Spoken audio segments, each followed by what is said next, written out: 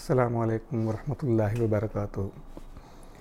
عزیز طلباء، آج ہم پڑھ رہے ہیں جماعت نہم مضمون سائنس اور ٹیکنالوجی، اس کا ایک نیا topic useful and harmful microbes, English medium میں اور اردو میڈیم میں اس کا نام لکھا ہوا ہے فائدہ مند اور نقصان دہ خوردبینی جاندار۔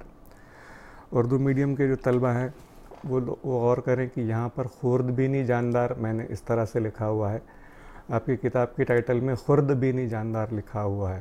ایکچولی خورد یہ ورڈ اردو میں اس طرح لکھا جاتا ہے، تو میں نے جان بوجھ کر یہ کریکشن کیا ہوا ہے، اس لیے ذہن میں رکھیں۔ چلیے شروع کرتے ہیں فائدہ مند اور نقصان دہ خوردبینی جاندار نام کا یہ ٹاپک۔ آپ کو جو سبق کی شروعات ہے، اس شروعات میں آپ کو ایک دم شروع میں جو فریم بنا کر لکھا ہوتا ہے کہ ایکچولی آپ کو اس ٹاپک میں پڑھنا کیا ہے۔ تو انگلش میڈیم میں وہاں پر دیکھیے نمبر 1 پر لکھا ہوا ہے لیکٹوبیسیلائی، اس کے بعد نمبر 2 رائزوبیم اور نمبر 3 ایسٹ، یا اردو میڈیم میں لکھا ہوا ہے نمبر 1 پر لیکٹوبیسیلائی، نمبر 2 پر رائزوبیم اور ایسٹ کے لیے لکھا ہوا اردو میں خمیر۔ مطلب بنیادی طور پر اس چیپٹر میں آپ کو ان 3 چیزوں کی معلومات یہاں پر دی جانے والی ہے۔ ہم اس کو ٹکڑے ٹکڑے کر کے آسانی سے سمجھ میں آئے اس طرح پڑھیں گے۔ میں آپ کو کہتا ہوں کہ یہ روزمرہ کی زندگی میں استعمال ہونے والی چیزیں ہیں، اس لیے ان کو پڑھیں بھی اور اس کے ساتھ ذہن میں بھی رکھیں، مطلب جواب بھی لکھیں اور زندگی میں اپنائیں بھی، تو یہ چیزیں آپ کے زیادہ کارآمد ہو سکتی ہیں۔ چلیے شروع کرتے ہیں، آگے کی طرف چلتے ہیں۔ پہلا ہے اس میں آپ کو ہارمفل میں دوسری چیز جو دی ہوئی آپ کو ہارمفل میں 2 چیزیں پڑھنی ہے، کلاسٹیڈیم نام کا بیکٹیریا، اور اس کے بعد کچھ اور دوسرے خوردبینی جانداروں کے بارے میں جو انسانی صحت کے لیے نقصان دہ ہوتے ہیں۔ مطلب ان شارٹ چیپٹر میں آپ کو کچھ فائدہ دینے والے، کچھ نقصان پہنچانے والے دونوں قسم کے خوردبینی جاندار آپ کو دیے ہوئے ہیں۔ ہم چیپٹر کی لائن پکڑ کر چلتے ہیں، مطلب چیپٹر میں پہلے دیا ہوا ہے کین یو ریکال، یا ذرا یاد کیجئے۔ اس میں آپ کو پہلا سوال دیا ہوا ہے وٹ آر مائکروبس، سے خوردبینی جاندار سے کیا مراد ہے۔ پچھلی کلاسز میں آپ یہ چیزیں پڑھ کے آ رہے ہیں کہ مائکروبس ہم کسے کہتے ہیں یا خوردبینی جاندار سے کیا مراد ہے، اور پھر اس کے بعد دوسرا سوال ہے اور ان کی خصوصیت کیا ہیں، مطلب وٹ آر دیئر کیریکٹرسٹکس۔ تو مائکروبس کیا ہیں، ان کے کیریکٹرسٹکس کیا ہیں کے لیے میں مختصراً یہاں پر آپ کو ٹچ کر رہا ہوں وہ بیسک جو آپ کے ذہن میں تھا کہ مائکروبس کے لیے لکھا ہوا ہے لٹل ٹائنی لیونگ تھنگس، مطلب بہت چھوٹے لیکن جاندار ہیں، یہ بے جان چیزیں نہیں ہیں۔ آپ نے کائی، پھپھون، بیکٹیریا، وائرس، پروٹوزوا، اس طرح کی چیزیں پچھلی جماعتوں میں کلاسیفیکیشن میں آپ نے پڑھ کے آئی ہوئی ہیں، تو یہ وہی ان کے بارے میں یہاں پر ذکر کر رہے ہیں۔ ان کی جسامت اتنی چھوٹی ہوتی ہے کہ ہم ان کو عام طور پر سادہ آنکھ سے نہیں دیکھ سکتے۔ دے آر سو ٹائنی، اتنے چھوٹے ہوتے ہیں that they can not be ever seen by our naked eyes. Naked مطلب ننگی آنکھ سے، سادہ آنکھ سے یہ بالکل نظر نہ آنے والے جاندار ہیں جن کو ہم مائکروبس کہتے ہیں۔ چلیے پہلا سوال ہو گیا۔ اس کے بعد دوسرے سوال how did you observe microbes, کہ آپ اگر ابھی سادہ آنکھ سے نظر نہیں آتے ہیں تو پھر آپ ان کو دیکھتے کس طرح ہیں، آپ نے خوردبینی جانداروں کا مشاہدہ کس طرح کیا ہوا ہے۔ تو اس کے لیے میں نے یہاں پر لکھا ہوا ہے کہ with the help of simple اور کمپاؤنڈ مائکروسکوپ، مطلب خوردبینی جانداروں کو دیکھنے کے ہمارے پاس 2 طریقے ہیں۔ ایک either we can use a simple microscope اور a compound microscope۔ سمپل مطلب سادہ خوردبین، مرکب خوردبین، دونوں میں سے کوئی ایک استعمال کر کے ہم لوگ ان خوردبینی جانداروں کو دیکھ سکتے ہیں۔ سمجھیے آپ کو with the help of simple اور کمپاؤنڈ مائکروسکوپ کس طرح دیکھا جاتا ہے، تو یہاں پر میں نے ایک چھوٹی سی پیرامیشیم کی فگر آپ کے سامنے رکھی ہوئی ہے۔ اگر مجھے اس پیرامیشیم کو دیکھنا ہے سادہ آنکھ سے، اگر میں اس کو نہیں دیکھ پا رہا ہوں تو میں کیا کروں گا اس کے لیے ایک جو میگنیفائنگ گلاس یا کانویکس لینس، یا اسے اردو زبان میں عدسہ کہتے ہیں، میں ایک عدسہ استعمال کروں گا، اور وہ ایک عدسہ جسے ہم سمپل مائکروسکوپ یا سادہ خوردبین بھی ہم کہتے ہیں، وہ اس پیرامیشیم کو جو چھوٹا تھا اس کو وہ بڑا کر کے ہم کو یہاں پر دکھاتی ہے۔ تو یہ بڑا کر کے دیکھنے کے لیے اگر آپ ایک سادہ عدسہ استعمال کر رہے ہیں، پیرامیشیم کی سائز ہوتی ہے بڑی تھوڑی سی، کچھ خوردبینی جانداروں کو دیکھا جا سکتا ہے، کائی کو دیکھا جا سکتا ہے سمپل مائکروسکوپ یعنی ایک عدسہ استعمال کر کے۔ और अगर नहीं, इसके बाद भी आप वो इतनी छोटी जसामत के हैं कि आप इनको नहीं देख सकते, तो फिर आपको क्या करना पड़ेगा, आपको उसके लिए कंपाउंड मतलब मुरक्कब खूरबीन। बच्चों जहन में रखना, एक अदसा इस्तेमाल करें तो वो सादा खूरबीन, और अगर मुरक्कब खूरबीन की बात करते हैं हम तो उसमें दो अदसे होते हैं, एक आई पीस और उसके बाद दूसरा ऑब्जेक्ट लेंस जिसको हम कहते हैं। एक आँख के पास लगने वाला अदसा और उसके बाद जो है तो ये इस तरह का दूसरा अदसा होगा जिसे हम ऑब्जेक्ट लेंस कहते हैं। ये आपको कंपाउंड माइक्रोस्कोप की फिगर मैंने यहाँ पर आपके स्क्रीन पर रखी हुई। यहाँ पर हम आँख रखते हैं, यहाँ पर हम खूरबीन जानदारों की स्लाइड लगाते हैं और लगाकर हम उसे खूरबीन जानदारों का मुशाहिदा कर सकते हैं। फ़र्क क्या होगा कि समझिए अगर आप सादा अदसा इस्तेमाल करते हैं, इसकी ताकत अगर समझिए कि 10 गुना है, तो आप 1 सेंटीमीटर लंबी शय को 10 सेंटीमीटर लंबी करके देख सकते हैं, मतलब 10 गुना बड़ी करके, 10 टाइम्स 10x कहते हैं इसको हम, 10x। कंपाउंड माइक्रोस्कोप में क्या होगा कि ये 10x और ये 10x, मतलब इनकी अगर इसकी बड़ी करने की ये तकबीर की सलाहियत के जिसके हम इंग्लिश में मैग्नीफाइंग पावर कहते हैं, अगर ये 10 गुना है, ये 10 गुना है, तो आप 1 सेंटीमीटर लंबी चीज़ को 100 सेंटीमीटर लंबा करके देख सकते हैं। मतलब मुरक्कब खूरबीन में 2 अदसे इस्तेमाल होते हैं, इसलिए तो हम इनको इस तरह से देखते हैं। अब उसके बाद चलते हैं आगे, फ़ायदेमंद खूरबीनी जानदार। 2 हिस्से में पढ़ना है हमको, फ़ायदेमंद कौन से हैं और नुकसानदेह कौन से हैं। तो फ़ायदेमंद हम पहले पढ़ेंगे। फ़ायदेमंद में आपको लैक्टोबेसिलाई, और उर्दू में इसे लैक्टोबेसिलाई इस तरह से लिखा हुआ नज़र आएगा। याद रखिए, अगर एक, ये प्लूरल वर्ड है, मतलब जमा का सिगा ही है। अगर आप एक कहते हैं तो लैक्टोबेसिलस, और अगर आपको एक से ज़ायद मतलब उनकी जमा इस्तेमाल करनी है तो लैक्टोबेसिलाई कहेंगे हम इसे। तो अब हम इनके बारे में पढ़ने वाले हैं, जैसा कि हमने टॉपिक के शुरू में पढ़ा था। लैक्टोबेसिलाई की आपको जो बुक में फ़िगर दी हुई है, ये इस तरह सलाखनुमा गोल गोल किस्म की उनकी फ़िगर आपको नज़र आएगी। साथ ही बुक में आपको इनकी स्लाइड बनाने का तरीक़ा, तो समझिए कि आप क्या करेंगे, इस तरह कांच की स्लाइड होती है हमारे पास, कांच का टुकड़ा, ये स्लाइड लेंगे, स्लाइड के ऊपर जो है तो आप एक ख़तरा छाछ का डाल देंगे, बटर मिल्क का डाल देंगे। डालने के बाद इसके ऊपर आप इस तरह से कवर स्लिप रख देंगे, कांच का छोटा सा गोल टुकड़ा होगा। मतलब ये स्लाइड है, ये ऊपर जो नज़र आ रही गोल आपको ये कवर स्लिप है, ये गोल भी शक्ल में हो सकती है, कहीं पर स्क्वायर मतलब चौकोन शक्ल की भी हो सकती है। अगर आप इसको स्लाइड तैयार कर दें और इसको थोड़ी सी रंगीन बनाने के लिए इसमें हम कुछ एजेंट्स मिला दें, तो फिर आपको इस तरह का लाल लाल रंग की स्लाइड आपको माइक्रोस्कोप में लगाने पर खूरबीनी जानदार नज़र आएंगे। ये लैक्टोबेसिलस या लैक्टोबेसिलाई नाम के खूरबीनी जानदार है, बैक्टीरिया हैं, और बैक्टीरिया ये हमारे लिए फ़ायदेमंद है, मतलब ये हमको सपोर्ट करते हैं, हमारे लिए अच्छा काम करते हैं। आगे चलते हैं। इसके बाद स्लाइड बन गई, आपने उसको देख लिया, तो फिर आपको बुक में सवाल किया हुआ है कि दूध से दही किस तरह तैयार होता है, इस अमल में क्या होता है। यहाँ पर मैं आपको एक चीज़ क्लियर कर दूँ, खूरबीनी जानदार चाहे फ़ायदेमंद हो या नुकसानदेह हो, वो कुछ भी हो, वो एक ही तरह का काम करते हैं।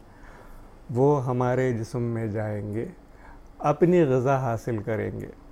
अपनी ग़िज़ा हासिल करने के लिए हमारे जिस्म के बड़े सालेमात को तोड़कर छोटे सालेमात में तब्दील करेंगे। The complicated molecules are broken down by the microorganism into smaller one और into simpler one। ये जो अमल है ना, इस अमल को हम तख़मीर का अमल कहते हैं। ख़मीर का मतलब क्या होगा, तो बोलना कि पेचीदा जो सालेमात हैं इनको हम सादा सालेमात में खूरबीनी जानदारों की मदद से तब्दील करते हैं। अब डिपेंड करेगा कि खूरबीनी जानदार कौन सा है। अगर वो जो चीज़ तैयार करता है नई, वो आपके फ़ायदे की है तो फ़ायदेमंद खूरबीनी जानदार, यूज़फुल माइक्रोब्स। और अगर जो काम करता है वो आपके काम का नहीं है, आपको नुकसान पहुंचाता है आपकी सेहत को, तो वो हार्मफुल यानी नुकसानदेह खूरबीनी जानदार हो जाएगा। दूध से दही किस तरह तैयार करता है।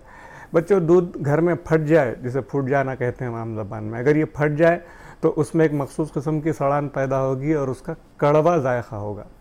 उसी जगह पर अगर घर में दही बनाना हो तो क्या करते हैं, रात को दूध के अंदर 1 चम्मच दही डालकर या एक ढक्कन छोटा सा दही डालकर उसको गर्म जगह पर रख देते हैं। हमने तो जानबूझकर दही डाल के दूध को फाड़ा है और वो दूध फटकर दही बनता है, तो वो उसका जायका कड़वा नहीं बल्कि खट्टा होगा। उसके बाद उसके अंदर कोई सड़ान वाली बू नहीं आई, रैंसिड बू नहीं आएगी उसके अंदर, वो हमारे लिए खाने के लिए सेहतमंद होता है। और उसके अंदर तो दोनों में फ़र्क क्या होगा, हम जब दही डालते हैं तो हम एक मखसूस किस्म का बैक्टीरिया उसके अंदर शामिल करते हैं जिसे हम लैक्टोबैसिलाई कहते हैं। और अगर खुद ब खुद पैदा होता है तो ज़रूरी नहीं कि लैक्टोबैसिलाई पैदा हो। एक नुकसानदेह बैक्टीरिया जिसका नाम हमने पढ़ के आया हुआ क्लॉस्ट्रीडियम, तो क्लॉस्ट्रीडियम भी पैदा हो सकता है। अगर वो दूध में पैदा हो जाए तो फिर वो दही हमारे खाने लायक नहीं रहेगा, वो कसीला कड़वा हो जाएगा। It will become bitter in taste. तो खट्टा होना चाहिए, कड़वा नहीं होना चाहिए। तो यहाँ पर एक्चुअली दूध से जब दही बनता है तो होता क्या है, पहले इंग्लिश मीडियम के तलबा के लिए मैं लिख दूँ कि दूध अगर है तो दूध में अगर आप बिना शक्कर डाले भी दूध पीते हैं, खालिस दूध अगर पीते हैं, तो आपको उसमें हल्की सी मिठास नज़र आएगी। That sweetness in the milk is because of lactose sugar, मतलब दूध की अपनी शक्कर होती है जिसको हम लैक्टोज शुगर कहते हैं। ये lactose sugar is converted into lactic acid. Sugar थी, मिठास थी, एसिड में तब्दील हो जाएगा। एसिड की प्रॉपर्टी आपको मालूम है, एसिड का मतलब क्या, एसिड का मतलब वो खट्टे होते हैं, उनका जायका सोर इन टेस्ट। तो वो जो खट्टापन आएगा वो एसिड की तैयारी की वजह से आएगा। मतलब पहले आप दूध पी रहे हैं तो शक्कर खा रहे थे, लैक्टोज शुगर पी रहे थे। अब अगर आप दही बनाते हैं तो आपने शक्कर को एसिड में तब्दील कर दिया। ये प्रोसेस फर्मेंटेशन। याद रखिए, फर्मेंटेशन के हर जगह डेफिनेशन ये नहीं हो सकती। This is the fermentation in the milk.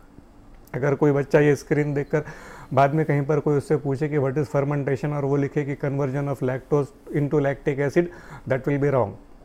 Fermentation का मतलब मैंने आपको शुरू में बताया हुआ है कि जो कॉम्प्लिकेटेड मॉलिक्यूल्स है उनको सिंपल मॉलिक्यूल्स में तब्दील करना। इसके चक्कर में माइक्रो ऑर्गेनिजम्स कुछ चीज़ें अपनी तरफ से उसमें ऐड करते हैं जिससे उनका टेस्ट बदल जाएगा, उनकी क्वालिटीज़ बदल जाएंगी, कैरेक्टरिस्टिक बदल जाएंगी। ये जब होता है तो लैक्टोज शुगर से लैक्टिक एसिड बदलने के चक्कर में the pH of milk is decreased. PH मतलब उसकी तेज़ाबियत कम हुई। पीएच का मतलब होगा हाई परसेंटेज ऑफ हाइड्रोजन कहते हैं इसे हम। और ये पीएच जो स्केल होता है इस पर किसी भी चीज़ के एसिडिक और बेसिक होने की जांच की जाती है। तो एसिडिक इसका पीएच कम हो जाएगा और उसकी वजह से क्या होगा कि दूध की जो प्रोटीन है उसका कोएगुलेशन मतलब जमना, तो प्रोटीन जमना शुरू हो जाती है वो ढेलों की शक्ल में। और इस जमने के इसकी वजह से वो प्रोटीन जमकर दूसरे जो कंस्टिट्यूएंट्स हैं, दूसरा जो पानी और अंदर की दूसरी चीज़ें हैं उनसे अलग हो जाएगी प्रोटीन। वही जो दही की शक्ल में हमको टर्बिड मतलब गाढ़ा गाढ़ा नज़र आएगा। उर्दू में इसको हम इस तरह से लिख सकते हैं कि दूध से जब दही बनता है तो दूध की लैक्टोबैसिलाई जो बैक्टीरिया होंगे जो हमने जानबूझकर दूध में दही के साथ शामिल किए थे वो रात भर में दूध में बढ़ते हैं, उनमें इजाफा होता है। इजाफा होकर वो दूध की शक्कर को दूध के तेज़ाब में, लैक्टिक तेज़ाब में तब्दील करते हैं जिससे दूध का पीएच कम हो जाता है।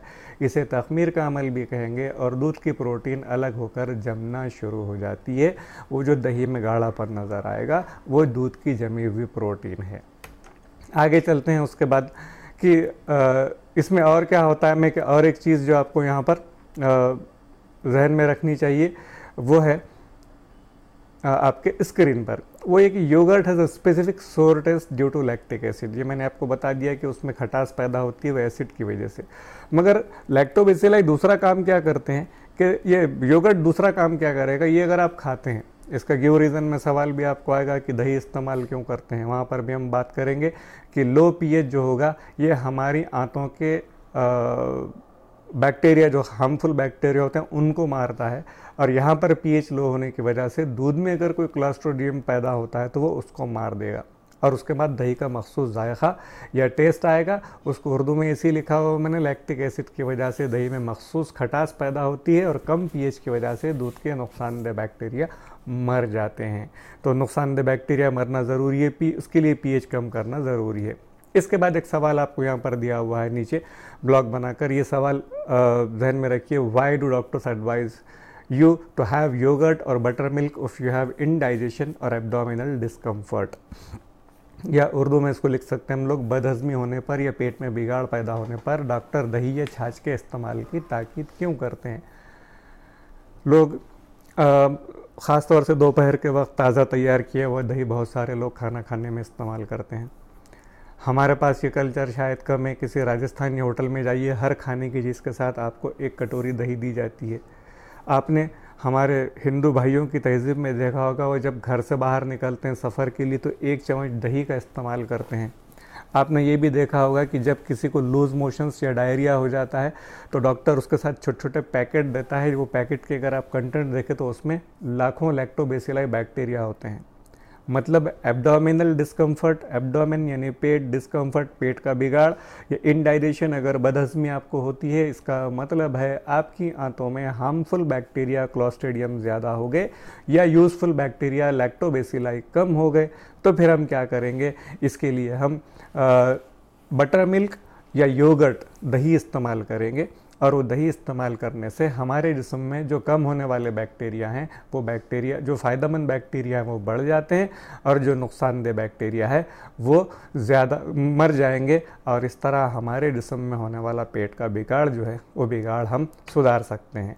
इसके बाद नेक्स्ट चलते हैं आगे।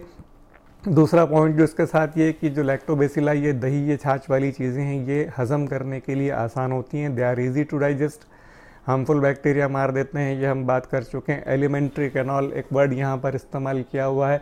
ये एलिमेंट्री कैनॉल मतलब आपकी यहाँ से निकलकर मैदे तक की ग़िज़ा की जो नाली है वो। और तीसरा इम्प्रूव इम्यूनिटी। आजकल टीवी पर उस तरह की एक ऐड चलती है याकुट बैक्टीरिया की, उसमें भी वो सब पेट को मार कर कहते हैं कि आपकी 70% इम्यूनिटी आपके पेट से होती है, इसलिए पेट का अच्छा रहना ज़रूरी है। वो जो जवाब है उसका रीज़न यहाँ पर है। उर्दू में भी उसको मैंने इसी तरह से लिखा हुआ है कि ये हज़म करने में आसान होते हैं, आंतों में मौजूद नुकसानदेह क्लोस्ट्रीडियम बैक्टीरिया को ख़त्म करते हैं, और इंसान की मुदाफ़ियती क़ुव्वत, बीमारियों से लड़ने की जो ताकत होती है उसे मुदाफ़ियती क़ुव्वत कहते हैं, उसमें इजाफ़ा करते हैं। फिर उसके बाद दूसरा सवाल आपको यहाँ पर दिया हुआ है कि बाज़ वक्त दही कड़वा हो जाता है और इसमें बुलबुले पैदा होते हुए नज़र आते हैं, ऐसा क्यों? Sometimes yogurt becomes bitter and froths up. Why does this happen? ये मैंने आपको पहले बताया कि अगर हम जानबूझकर दही बनाते हैं तो उसका जायका अलग होगा, और दूध खुद ब खुद फट जाए तो उसका जायका अलग होगा। हम बनाते हैं लैक्टोबैसिलाई वाला दही, वो खा सकते हैं आप, उसका टेस्ट अच्छा होगा, उसकी बू अच्छी होगी, वो हमारे लिए फ़ायदेमंद है। क्लोस्ट्रीडियम या अगर दूसरे यूज़फुल कल्चर उसके अंदर बैक्टीरिया पैदा हो जाते हैं तो वो हमारे लिए नुकसानदेह हो जाता है, उसका टेस्ट हमारे फेवरेबल नहीं होता, उसकी बू यानी उसकी स्मेल हमारे लिए बराबर नहीं होती, इसमें तेज़ाबियत बढ़ जाती है। यहाँ पर लिखा हुआ मैंने पीएच लेवल ऑल्सो इंक्रीजेस, और फिर उसकी वजह से ज़्यादा तेज़ाब हो जाएगा तो खट्टापन ज़्यादा हो जाएगा, जो उसको हम खा नहीं सकते। उर्दू में भी वही लिखा हुआ, फ़ायदेमंद लैक्टोबैसिलाई की जगह नुकसानदेह बैक्टीरिया पैदा होने की वजह से दही ख़राब होता है, इसकी तेज़ाबियत भी बढ़ जाती है। बच्चों याद रखें, घर में दही लेकर कई दिन तक इस्तेमाल करते हैं, वैसे नहीं करना चाहिए। दही लीजिए, इस्तेमाल कीजिए, फिर बचे हुए दही से ताज़ा दही बनाइए, पुराना फेंक दीजिए, और फिर ताज़ा दही इस्तेमाल कीजिए, तो आपको मुनासिब मकदार में बैक्टीरिया आपके पेट में जाएंगे और वो आपके लिए फ़ायदेमंद होंगे।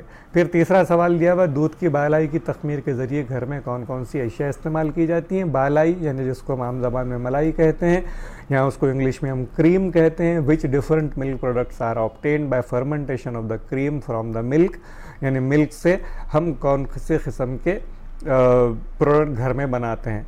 तो आपको मालूम है दूध बचता नहीं है हमारे पास, अगर बच जाए तो फिर उससे दही बनता है, छाछ बनती है, बटर मिल्क, लस्सी, योगर्ट, कुछ पनीर, घी, श्रीखंड, इस तरह की बहुत सी चीज़ें हम बनाकर इसको दूध के इन चीज़ों से हम फ़ायदा उठा सकते हैं, इनसे महसूस हो सकते हैं।